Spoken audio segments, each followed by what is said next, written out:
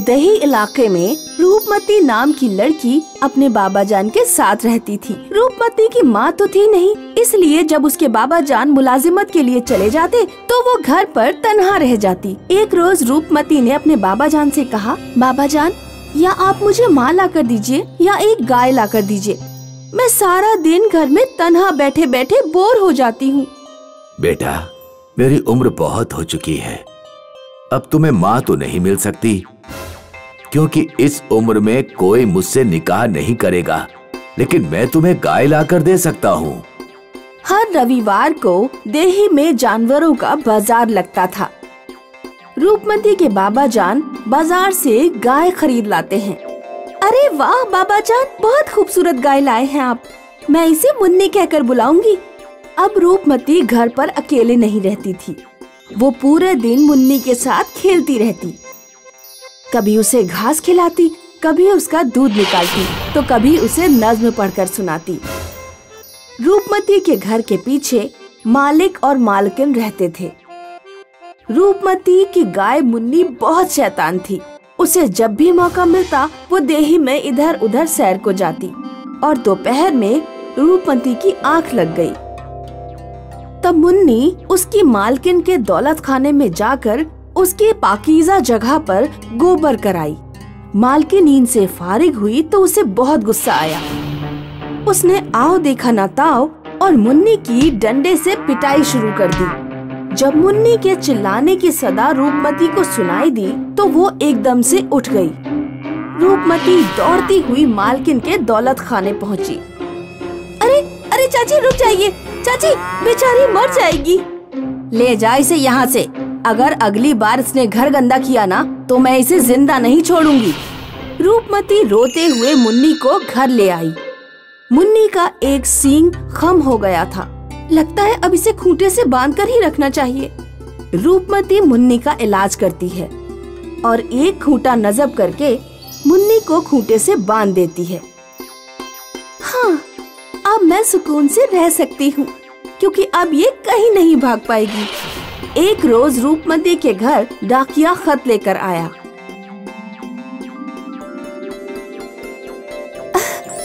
बाबा जान, चाचा जान का खत आया है। अगले महीने की 24 तारीख को प्रीति का निकाह है। कुछ दिनों बाद रूपमती अपनी चचाजाद बेटी की शादी में जाती है। देख मुन्नी, बस 2 दिन की बात है। ये चारा रखा है, नौश कर लेना, और ये पानी रखा है, सरे आप कर लेना। जब रूपमती और उसके बाबा जान चले गए तो मुन्नी ने खींच खींच कर अपना खूंटा उखाड़ दिया और देही में इधर उधर सैर करने लगी। उसने देखा कि मालिक और मालकिन सो रहे हैं। मुन्नी उनके घर पर घुसी और उनके मुंह पर पैखाना कर दिया। 2 दिन बाद जब रूपमती घर वापस आई तो उसने देखा कि खूंटा उखड़ा हुआ है। बाबा जान, मुन्नी कहाँ चली गई? दोनों मुन्नी को देही में तलाश करने लगे। अरे चचा जान, हमारी गाय देखी है क्या? बेटा, तुम्हारी गाय को सेठानी ने पीट पीट कर मार डाला। रूपमती और उसके बाबा जान की दिली अजियत होती है। वो मालिक मालकिन के दौलत खाने पहुँचे। ये मैं क्या सुन रहा हूँ सेठ जी, आपने हमारी गाय को पीट कर मार डाला? हाँ, खत्म कर दिया। उसने हमारे मुंह पे गोबर कर दिया था, इसीलिए खत्म कर दिया। ये आपने अच्छा नहीं किया सेठ। मैं देही शोहरा में शिकायत कहकर तुम्हें सजा दिलवाऊंगा। शिकायतों से कुछ नहीं होगा। इंसाफ ये है कि जानवर के बदले जानवर देना होगा। मैंने तुम्हारे लिए नई गाय खरीदी है, वो देखो। हमारी गाय ऐसी मरियल नहीं थी। ये ज़ईफ गाय पता नहीं कहां से उठा कर लाए हो। देखो, ज्यादा जुबान दराजी मत करो। गाय के बदले मैं तुम्हें गाय दे रहा हूँ, बस बात खत्म। मुझसे दुश्मनी लोगे तो ख्याल रखना, इकलौती दुख्तर है तुम्हारी। क्या करोगे तुम मेरा, बताना जरा। चल बेटा, ऐसे मगरूर लोगों के मुंह लगना फिजूल है। रूपमती और रूपमती के बाबा जान ज़ईफ गाय को ही घर ले आते हैं। बाबा जान, मुझे अपनी मुन्नी ही वापस चाहिए। बेटा, मुन्नी तो अब वापस नहीं आ सकती। हम इसी ज़ईफ गाय को नाजों से पाल लेंगे। रूपमती और उसके बाबा जान कमजोर गाय की खूब खातिरदारी करते हैं। उसकी हालत में कुछ बेहतरी होती है। एक रोज रूपमती गाय का दूध दूहने बैठी। पिताजी, जल्दी यहाँ आइए, गाय से दूध की जगह सोने का आग निकल रहा है। कुछ देर बाद सोना बाल्टी में जमकर सख्त सोना बन जाता है। मजा आ गया बेटा, ये तो सोना देने वाली गाय है। सोना देने वाली गाय की मदद से रूपमती जल्दी ही दौलतमंद हो जाती है। अरे फूटे भाग्य हमारे, तुम कितने बेवकूफ अहमक हो। वो ज़ईफ गाय जिसे तुमने रूपमती को सौंप दिया था, सोने का दूध दे रही है। अगर वो गाय हमारे पास होती तो अब तक तो हम लोग बहुत अमीर हो चुके होते। मालिक सोना देने वाली गाय को वापस लाने के बारे में सोचने लगा। उसने रविवार की बाजार से एक अच्छी तंदुरुस्त गाय खरीदी और उसे लेकर रूपमती के घर पहुंच गया। क्या हुआ मालिक, आप यहाँ क्यों आए हैं हमारे घर? अब्बू जान घर पर हैं बेटा?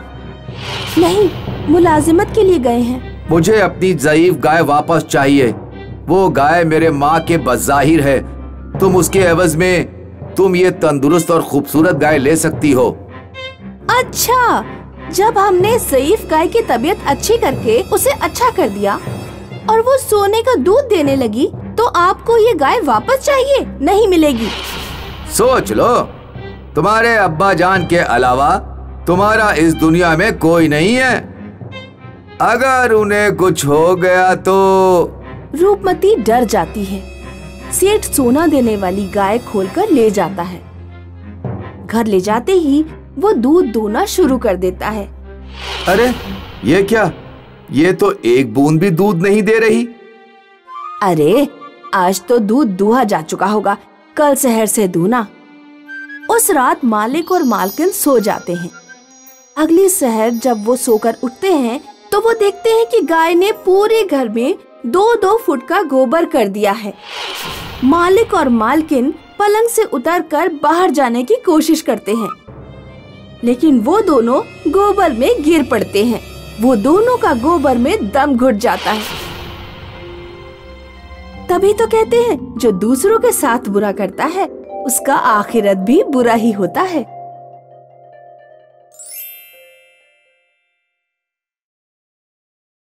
सहारनपुर नाम के देही इलाके में प्रिया और टीना नाम की 2 लड़कियां रहती थीं।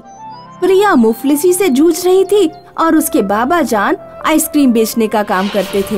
वहीं टीना एक अमीर कारोबारी की बेटी थी। प्रिया और टीना दोनों की शादी निस्बत हो चुकी थी। प्रिया बेटी, आज मैं दोपहर का खाना नौश करने नहीं आऊंगा। क्यों बाबा जान? दोपहर में आइसक्रीम ज्यादा बिकती है। खाना खाने के वक्त अगर मैं आइसक्रीम बेचने में लगाऊंगा तो ज्यादा पैसे कमाऊंगा। तेरे निकाह के लिए 1 लाख रुपए का इंतजाम करना है। लहंगा, मेहंदी, मेकअप का सामान, कपड़े लत्ते और मजीद अखराजात खरीदना पड़ेगा। बाबा जान, तो आप इस तरह दोपहर में खाना नहीं खाएंगे तो कमजोर हो जाएंगे। मेरी दुख्तार, बस एक बार तुम्हारा निकाह हो जाए फिर मुझे किसी बात की फिक्र नहीं होगी। प्रिया का अकेले में घर पर दिल नहीं लगता था, इसीलिए वो बाग में घूमने चली जाया करती थी। बाग में टीना भी अपनी सहेलियों के साथ घूमने जाया करती थी। वो देखो, आइसक्रीम वाले की लड़की आ गई। मुझे 3 आइसक्रीम मिलेंगी क्या, मलाई वाली? ये कुछ बोल क्यों नहीं रही है? आइसक्रीम खाकर कहीं गूंगी तो नहीं हो गई? इसकी शादी निस्बत हो गई है ना वड़ा पाव बेचने वाले कुंदन से। ये बेचारी बड़ा पाव वाले के ख्वाबों में खो गई है। मेरे शौहर वड़े पाव की दुकान के मालिक हैं। दुकान के मालिक? तुझे मेरे होने वाले शौहर के बारे में इल्म है? वो तेरे शौहर के जैसे 10 दुकानें खरीद सकता है। पैसे के मामले में मेरे शौहर से तेरे शौहर का दूर दूर तक कोई मुकाबला ही नहीं है। ज्यादा पैसा जिंदगी में खुशी की यकीनी जर नहीं है। ओहो, बड़ी इल्म दराज बन रही हो। तेरी और मेरी शादी एक ही दिन है। मैं तुझे पैसे की ताकत दिखाऊंगी। शादी वाले दिन से कुछ दिन पहले ही टीना ने गांव की सारी कॉस्मेटिक दुकानों से सारी चीजें खरीद ली। उसने किसी भी दुकान पर एक भी मेहंदी की कोन नहीं छोड़ी। शादी वाले दिन जब प्रिया शहर मेहंदी लेने पहुंची तो उसे पूरे देही में कहीं भी मेहंदी नहीं मिली।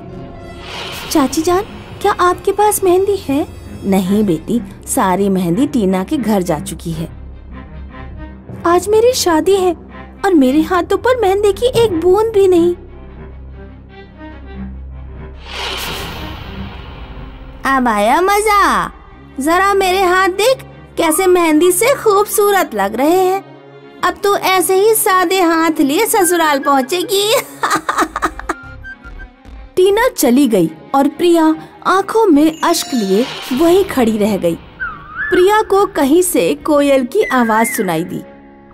इतनी खूबसूरत कोयल की आवाज मैंने पहले कभी नहीं सुनी। प्रिया आवाज की तरफ कदम बढ़ाती गई। वो कोयल एक दरख्त पर बोल रही थी। ये तो मेहंदी का दरख्त लगता है। प्रिया ने दरख्त के पत्ते तोड़े, उन्हें पीसा और कोन बनाकर उसमें मेहंदी भर दी। फिर वो अपने घर पहुंची और उसकी सहेलियों ने उसके हाथों में मेहंदी लगा दी। अपने हाथों में मेहंदी लगे देखकर प्रिया को बेहद खुशी हुई। आज मुझे लग रहा है कि मेरा निकाह हो रहा है। प्रिया अपने ससुराल पहुंची। तुम्हारी मेहंदी तो बहुत खूबसूरत रची है। मेरी तो कुछ ही घंटों में फीकी पड़ गई थी। ये मैंने एक दरख्त से खुद बनाई थी।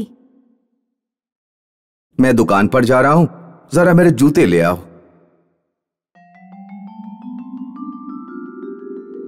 प्रिया ने जैसे ही जूते छुए, जूते सोने के बन गए। या अल्लाह, ये क्या हो गया? प्रिया ने साबुन छुआ, साबुन भी सोने का बन गया। अब वो जो भी शय छूती गई वो सोने की बनती गई।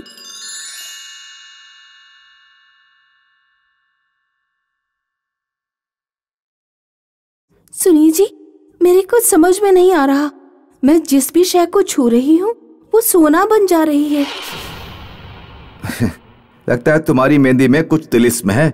जब तक तुम्हारी मेहंदी उतर ना जाए तब तक मुझे मत छूना, वरना मैं सोने का बन जाऊंगा। तिलिस्मी मेहंदी से प्रिया ने घर का बहुत सा सामान सोने में तब्दील कर दिया।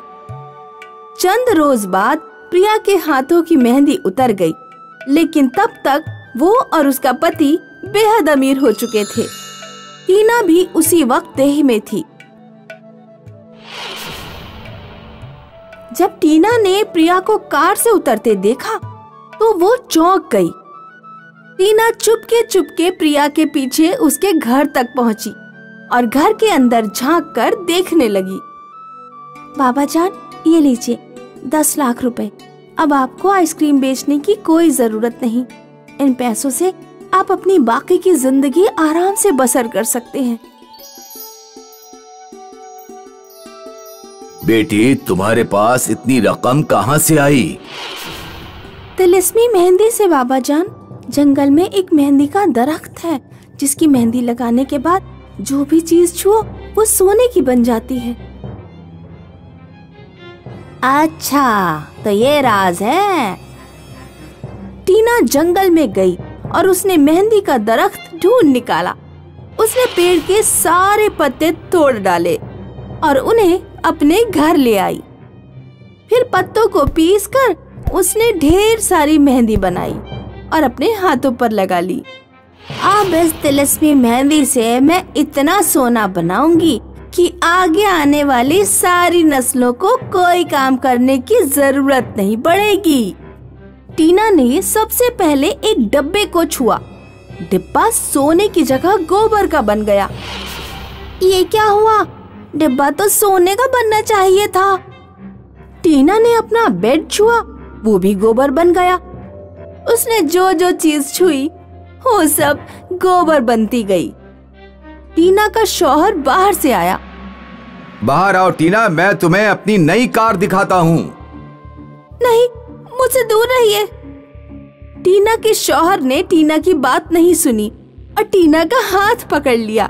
टीना का हाथ छूते ही शौहर भी गोबर के ढेर में तब्दील हो गया। या अल्लाह, मैं लुट गई, बर्बाद हो गई, मेरा सब कुछ गोबर हो गया, कोई मेरी मदद करो। तभी तो कहते हैं कि लालच का फल बुरा होता है।